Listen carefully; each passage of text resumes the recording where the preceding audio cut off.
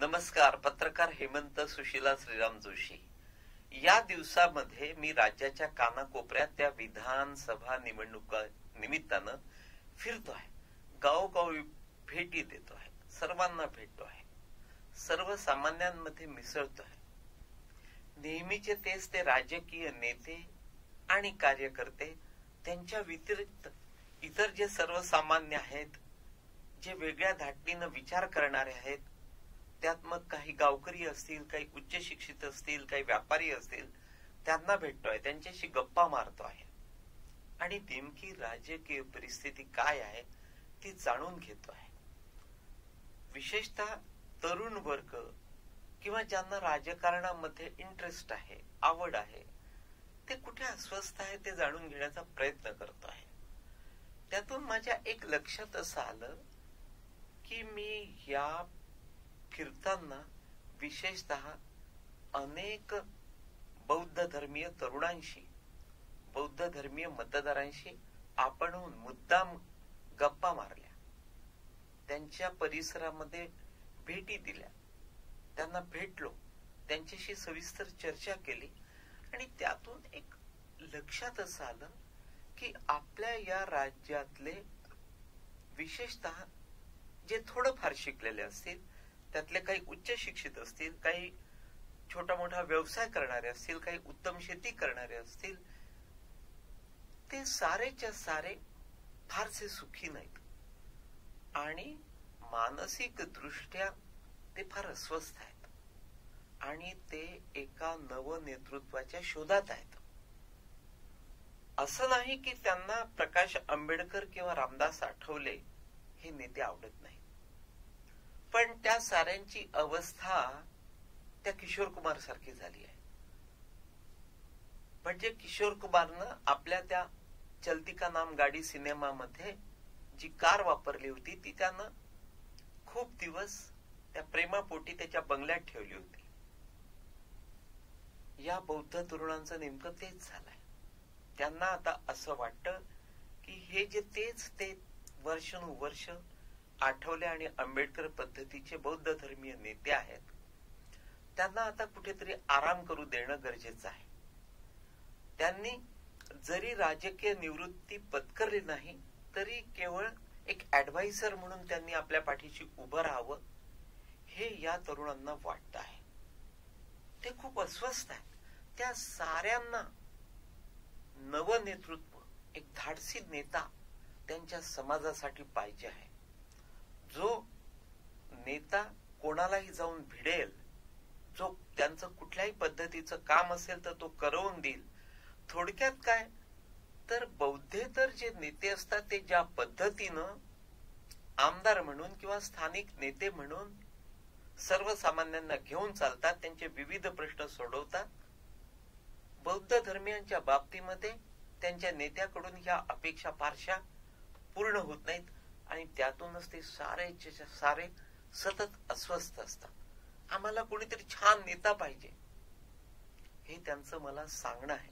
अर्थातच त्यांना त्यांच्याच बौद्ध समाजाचा नेता हवा आहे. त्यांना इतर नेत्यांविषयी आदर नाही असं नाही, पण त्यांना त्यांच्यातून ज्याच्यामध्ये थेट बाबासाहेब बघितला जाईल त्या पद्धतीचा नेता त्यांना पाहिजे आहे आणि त्याकडे त्यांचं लक्ष आहे आणि नेमकं इतर साऱ्यांचं त्यांच्या त्या मुद्द्यावर दुर्लक्ष आहे. आणखी एक महत्वाचा मुद्दा असा की नाही म्हणायला महाराष्ट्रात काही स्थानिक पातळीवरचे बौद्ध नेते आहेत जे त्यांना आवडतात. म्हणजे त्या सुलेखा कुंभारे पद्धतीच्या नेत्या किंवा नेते त्यांना आवडतात. पण बहुतांश नेते आधी त्यांच्याच बौद्ध बांधवांच्या खांद्यावर बंदूक ठेवतात, मोठे होतात आणि त्यानंतर त्याच बौद्धांकडे, त्याच बौद्ध कुटुंबियांकडे दुर्लक्ष करून केवळ स्वतः श्रीमंत होतात, स्वतःचा नितीन राऊत करतात. हे अलीकडे समस्त चाणाक्ष बौद्ध धर्मियांच्या लक्षात आलेलं असल्यामुळे त्यांच्यातून कुठलाही मोठा नेता अलीकडल्या काळात तयार झालेला नाही आणि हीच त्यांची खंत आहे, काळजी आहे. त्याकडे मला असं वाटतं की विशेषतः संघ आणि भारतीय जनता पक्षानं लक्ष का द्यायला पाहिजे ते देखील मी सांगतो. मित्रांनो, बौद्ध धर्मियांच्या बाबतीमध्ये आपण साऱ्यांनी विनाकारण करून घेतलेला एक गैरसमज असा की त्यांना आणि मुसलमानांना एकत्र यावं असं खुद्द बौद्ध धर्मियांना वाटतं. हा तो गैरसमज.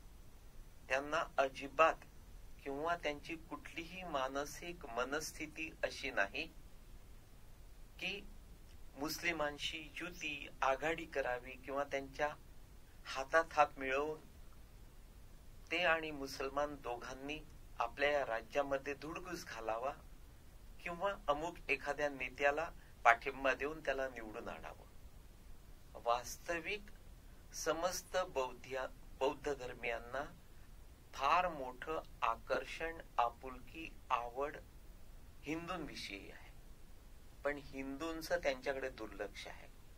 ज्या पद्धतीनं समस्त हिंदू, आपल्या राज्यातले हिंदू, मराठी एकमेकांना मदत करतात, सहकार्य करतात, पुढे जाण्यासाठी धडपडतात, त्याच प्रवाहात ते बौद्ध धर्मियांना सामावून घेत नाही. ज्या बौद्धांचं हिंदूंवर मनापासून प्रेम आहे त्या बौद्धांना दूर ठेवतात. मग ते हिंदू नेते कुठल्याही धर्माचे असतील, कुठल्याही पक्षाचे असतील, कुठल्याही विचारांचे असतील, त्यांचं अजिबात बौद्धांकडे लक्ष नाही. आणि ही फार मोठी खंत त्या बौद्ध धर्मियांची आहे. आणि येथेच विशेषतः संघ आणि भारतीय जनता पक्ष, थोडक्यात काय तर संघाची ती भूमिका असते की आपल्या या देशामध्ये जेथे देश दुभंगल्या जाईल किंवा जिथे अराजकता निर्माण होईल त्याकडे लक्ष द्यायचं. थोडक्यात काय तर या पद्धतीचे वातावरण जर कुठे दूषित होत असेल तर ते निर्मळ करायचं. म्हणूनच संघ आणि भारतीय जनता पक्षानं हे आव्हान स्वीकारण्याची गरज आहे की बौद्ध धर्मीय त्यांच्या हातात हात आनंदानं घालून कसे मोकळे होतील. आणि हे अगदी सहज घडू शकतं. अगदी आतापासून संघ आणि भारतीय जनता पक्षानं त्या बौद्ध वस्त्यांमधून किंवा जेथे जेथे बौद्ध धर्मीय आहेत त्या साऱ्यांना पाठीवर थाप मारत तुम्हीही आमच्यातलेच एक हा विश्वास जर निर्माण केला तर मला असं वाटतं की ज्या संधीची बौद्ध धर्मीय वाट बघताहेत ती संधी ही विशेषतः महायुतीसाठी सुवर्ण संधी ठरलेली असते. आपल्या या राज्यातल्या बौद्ध धर्मीयांचा इतर कोणत्याही नेत्यांवर या दिवसात फारसा विश्वास नाही. त्यांना राष्ट्रवादीसाठी किंवा काँग्रेससाठी मनापासून काम करावं हे वाटत नाही. पण त्याच वेळी जर महायुतीचं त्यांच्याकडे नकळत दुर्लक्ष होत असेल तर अशा वेळी नाईलाज म्हणून ते अनेकदा महाआघाडीकडे झुकल्याचं मला दिसलं. दुसरा अत्यंत महत्वाचा मुद्दा असा की जेव्हा केव्हा राज्यात राजकीय गोंधळ निर्माण होतो, राजकीय गोंधळाची परिस्थिती निर्माण होते, तेव्हा तेव्हा शरद पवारांना मनस्वी आनंद झालेला असतो. या दिवसात देखील फारसं वेगळं काही घडत नाही. या विधानसभा निवडणुकांच्या तोंडावर आपल्या या राज्यात अभूतपूर्व गोंधळ आहे.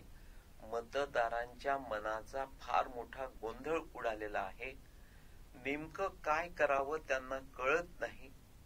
पण महायुती आपल्यासाठी कशी योग्य आहे हे त्यांच्या मनाला पटलं आहे. किंबहुना महायुतीनं घेतलेले निर्णय लगेच अंमलात आले. त्यांनी ते निर्णय भिजत घोंगडं न ठेवता त्यांनी लगेच त्या घेतलेल्या निर्णयांची उपयुक्तता लोकांसाठी सिद्ध केली.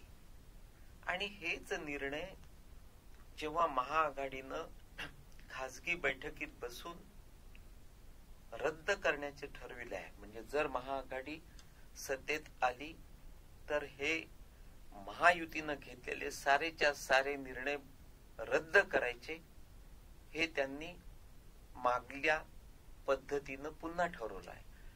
आणि असे जर लोकोपयोगी निर्णय रद्द झाले तर पुन्हा तेच आपलं हे राज्य 10 वर्षे मागे जाईल, त्याची चिंता प्रत्येकाला भेडसावते आहे.